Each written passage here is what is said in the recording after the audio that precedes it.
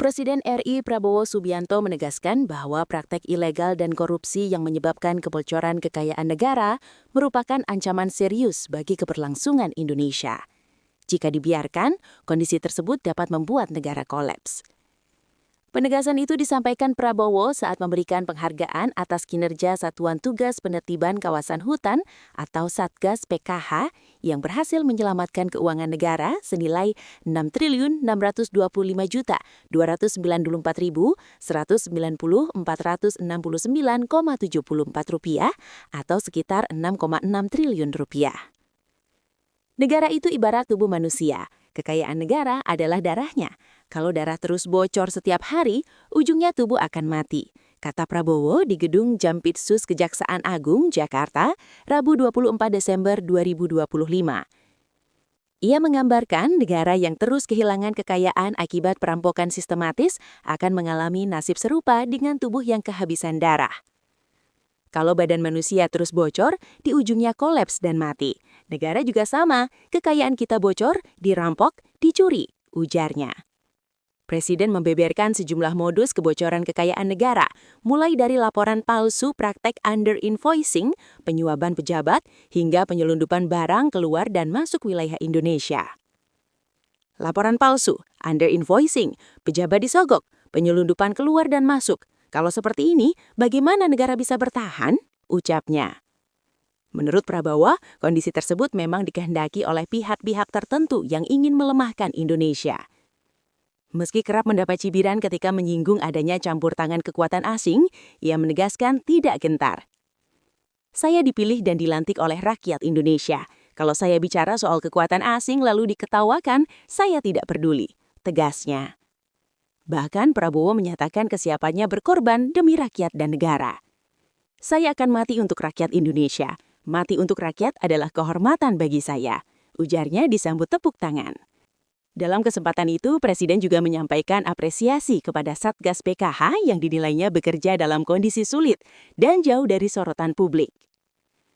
Saudara-saudara bekerja di medan yang sulit, jauh dari kamera, jauh dari sorotan media, bahkan dari para influencer. Tapi saudara tetap bekerja karena kesetiaan kepada NKRI dan cinta kepada bangsa, katanya. Prabowo membuka penertiban kawasan hutan bukan perkara mudah. Satgas PKH harus memverifikasi jutaan hektar lahan dan menghadapi berbagai bentuk perlawanan, termasuk tekanan korporasi, hasutan terhadap masyarakat, hingga aksi preman bayaran. Upaya menghambat verifikasi, penyelidikan, investigasi itu nyata. Ada rakyat yang dihasut, ada preman-preman yang dibayar untuk melawan petugas, ujarnya. Presiden juga mengingatkan seluruh aparat agar tetap memegang teguh integritas dan membela kepentingan rakyat. Saya selalu katakan, gajah mati meninggalkan gading, harimau mati meninggalkan belang, manusia mati meninggalkan nama. Lebih baik kita menghadap Tuhan dengan membela kebenaran dan menyelamatkan masa depan bangsa, katanya. Pada kesempatan yang sama, Presiden menghadiri penyerahan hasil penguasaan kembali kawasan hutan tahap kelima seluas 896.969,143 hektar kepada negara.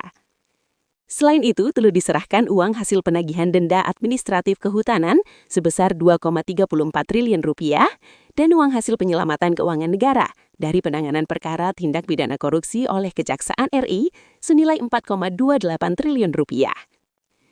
Dalam kurun 10 bulan terakhir, Satgas PKH tercatat telah menguasai kembali lahan perkebunan seluas 4.081.560,58 hektar atau lebih dari 400% dari target yang ditetapkan dengan nilai indikasi lahan mencapai lebih dari Rp150 triliun.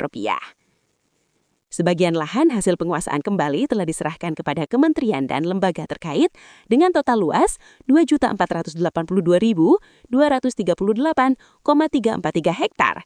Dari jumlah tersebut, seluas 1.708.333,583 hektar lahan perkebunan kelapa sawit dikelola oleh PT Agrinas Palma Nusantara. Sementara 688.427 hektar lahan kawasan hutan konservasi diserahkan untuk dipulihkan. Adapun lahan seluas 81.793 hektar di kawasan Taman Nasional Tesonilo dikembalikan fungsinya sebagai kawasan hutan. Download Tribun X sekarang, menghadirkan lokal menjadi Indonesia.